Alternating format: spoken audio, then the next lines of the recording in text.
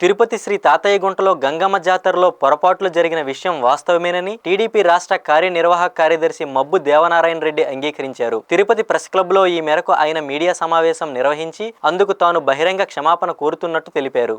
జాతరలో జరిగిన పొరపాట్లను అదునుగా తీసుకుని రాజకీయ ప్రయోజనాల కోసం వ్యాఖ్యలు చేయవద్దని దేవనారాయణ రెడ్డి కోరారు. గత ప్రభుత్వ హయాంలో అమ్మవారికి సమర్పించే సారె కోసం ఏకంగా 1.5 కోట్ల ఆలయ నిధులను ఖర్చు చేశారని ఆరోపించారు. 15 కోట్ల ఫిక్స్డ్ డిపాజిట్లు ఉన్న అమ్మవారి ఆలయాన్ని మితిమీరిన ఖర్చుల కారణంగా 4.5 కోట్ల రూపాయల అప్పుల్లోకి నెట్టివేశారని మండిపడ్డారు. ఈ ఏడాది జాతరలో అనవసర ఖర్చులు చేయకూడదని నిర్ణయించినట్టు చెప్పారు. ఈ జాతరలో సామాన్య మధ్యతరగతి ప్రజలకు అమ్మవారి దర్శనాన్ని మరింత చేరువ చేశామని పేర్కొన్నారు. జరగలేదు అన్నట్టుగా ఫీల్ అయ్యాను. ఎందుకంటే ప్రతిరోజు నేను అక్కడే ఉన్నాను, సామాన్య భక్తులనే విచారిస్తూ కూర్చున్నాను. వాళ్ళందరి నోట్లో వచ్చిన మాట ఇదే, ఎవరో నాయకులు చెప్పారు, ఇంకోటి చెప్పారు అనేసి మాట్లాడడం కాదు.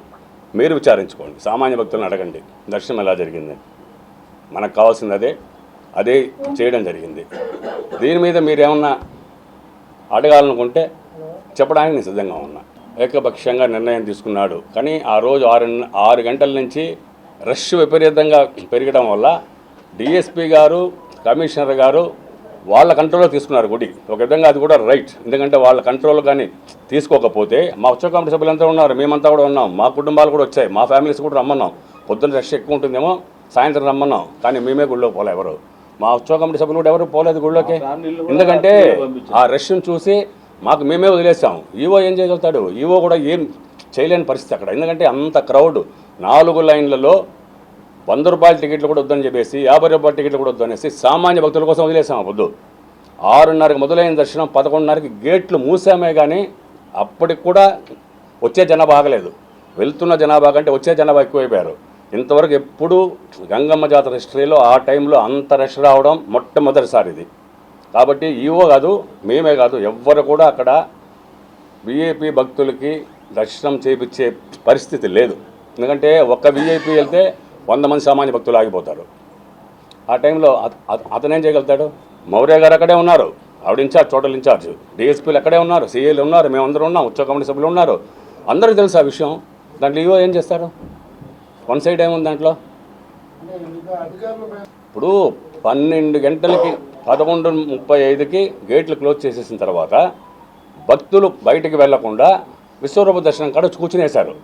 అక్కడ మొత్తం ఫుల్ అయిపోయింది. విశ్వరూప దర్శనం జరిగే టైంలో అక్కడ కానీ రష్ ఎక్కువైతే గొడవలు జరుగుతాయి, ప్రతిసారి గొడవలు జరుగుతాయి.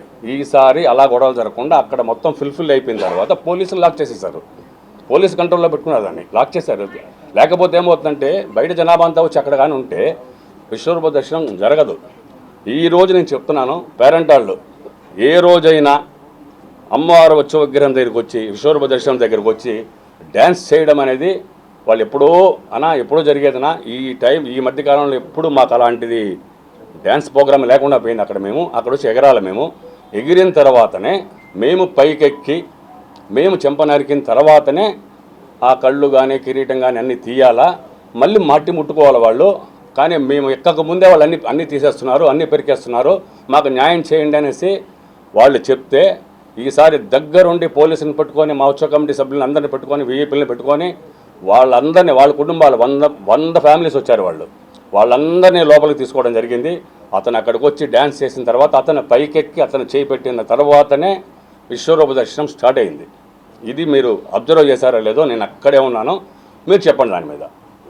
అదే జరిగింది అక్కడ. ఆయన చేసిన తర్వాత క్రౌడ్ వచ్చి పడిపోయారు.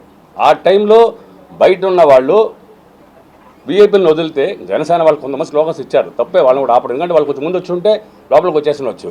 ఆ టైం రష్ పెరిగిపోయింది, లోపల నిలబడ్డానికి కూడా స్థలం లేకుండా ఉంది. వాళ్ళని లోపల వదలడానికి ఈవో చెప్పినా వదిలేట్లేరు, మేము చెప్పినా వదిలేట్లేరు. అక్కడ అట్లా ఉంది, పోలీస్ ప్రాబ్లం వాళ్ళకు ఉండేది.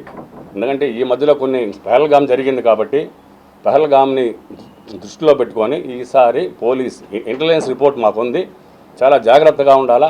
ప్రతి ఒక్క దాంట్లో విషయంలో మౌర్య గారు కూడా ప్రతి ఒక్క విషయంలో ఇంతవరకు ఎప్పుడు లేదు, ఏది చేసినా కూడా ప్రతి ఒక్కటి సర్టిఫై చేసుకుంటున్నారు. ఆమె అది బాగుందా లేదా పూర్తిగా సర్టిఫై అయిన తర్వాతనే వదలడం. పహల్గామ్ విషయాన్ని గుర్తులో పెట్టుకొని అలాంటి, అంటే మొన్న జరిగింది ఇక్కడ టీటీడీది చనిపోవడం జరిగింది ఒక 6 మంది. ఇలాంటివన్నీ ఉన్నాయి కాబట్టి వాటినన్నిటిని దృష్టిలో పెట్టుకొని కొంచెం కఠినంగా వ్యవహరించడం అయితే జరిగింది.